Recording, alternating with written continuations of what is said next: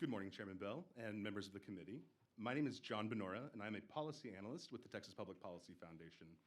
Thank you for the opportunity to testify today. This May, HUD released their report containing the most recent homeless population estimates, and for the 10th year in a row, homeless population in Texas has increased. You can see the evidence of this in the streets of Austin. You can just walk down Congress Avenue and you'll see private security guards doing what is in their authority to protect businesses and the public from homeless individuals who, depending on the day, can either be docile or aggressive or could be dying on the sidewalk. Working downtown, I get used to seeing certain faces, and I often get worried if I don't see them for a while. But I know I only have to wait a few days, and sure enough, one of the gentlemen I was worried about was back on the street in scrubs and folded over, possibly from opioid use. After free bus passes were granted to unhoused individuals, Cap Metro had to increase security at bus stops. In 2023, a man squatting in the Granberry building just blocks from here started a fire, damaging the historic building to the point that it had to be demolished. That same year, a woman visited this city to participate in the democratic process and engage with her representative. Crossing under the I-35 bridge on a scooter, she was raped by a homeless man who had been convicted for 2 previous violent crimes. Her assailant punched her so many times, he split her jaw, and then he sexually assaulted her. She sat in Dell's seat in emergency for 13 hours waiting on a rape kit, which only was rushed when someone else intervened, noticed that she was waiting. Austin's situation is emblematic of how homelessness is handled across the largest cities in this state. The 5 cities with the highest homeless populations account for over half of Texas homelessness. City investment has favored rapid rehousing and permanent supportive housing, both of which have their place in the continuum of care, but neither of which are a long-term solution for chronic street homelessness.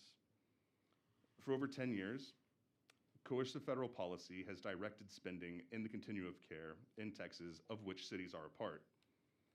However, we cannot let cities off the hook for what they do have the authority to do. For example, even though Esperanza Community was considered ineligible for continuum of care grants because of its focus on transitional housing, the city of Austin recently recognized the work that they do for the community and was able to pledge $14.5 million in their budget over the next 5 years. Which means, honestly, regardless of federal policy and how it directed funds, city funds could have always gone to organizations that promote exiting the system as opposed to being permanently reliant on it. Based on the research I've conducted and conversations I've had with stakeholders in Texas and across the country, I have 4 recommendations for the legislature to consider going into the 90th legislative session. First, cities and the entire continuum of care program must be audited either through third-party auditors or by authorizing the Texas Regulatory Efficiency Office to do so. With the new Notice of Funding Opportunity from HUD, it is necessary to understand the scope of our resources and the capabilities best to optimize aligning the reality of services to the new direction from HUD, as well as exposing and eliminating fraud, waste, and abuse. There must be a means for police, EMS, and street outreach teams to share HMIS data, access to data like the number of law enforcement encounters or mental health interventions can protect everyone involved in an encounter from unnecessary escalation and serve as a way to direct homeless individuals to the proper level of care. Third, the legislature should explore options for crisis service centers. Even if a city has the political will to clear homeless encampments, if there's nowhere for the inhabitants to be placed, they'll establish a new camp somewhere else, and this also goes with individual encounters. If there's nowhere for them to go, there's no reason to clear these camps or to have these kinds of encounters with individuals. So these centers would serve as an intervention triage, as well as having capacity for jail and hospital diversion, since encounters with homeless individuals are often colored with shades of both mental health and criminal justice intervention. Having more space will keep dangerous or mentally ill off the streets without choking prisons or jails with people who need more mental health attention.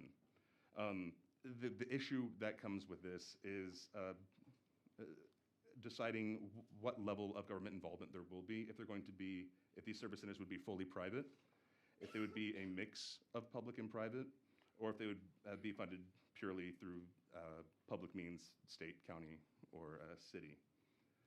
Finally, we need to be able to hold cities accountable for not addressing the homelessness issue. There are several ways that this could be done. One example from the 89th session was SB 241, wherein if there were enough complaints that weren't addressed by a city, sales tax could be withheld from that city. There are a number of ways.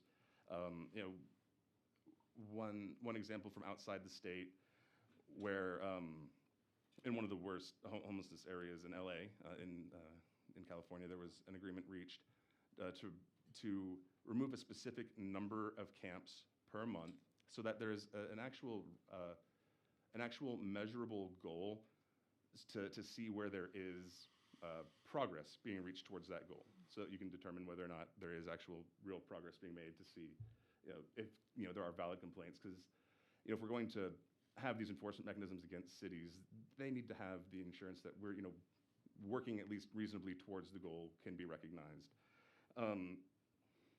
Now, the spending issue on homelessness in Texas can be perfectly summed up by Goodhart's law, which is when a measure becomes a target, it ceases to be a good measure. In this case, time-housed became the target measure of homelessness policy, as opposed to a measure, and thus incentives were tied to that goal.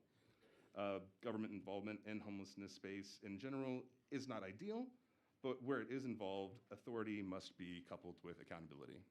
Thank you. I'm happy to answer any questions.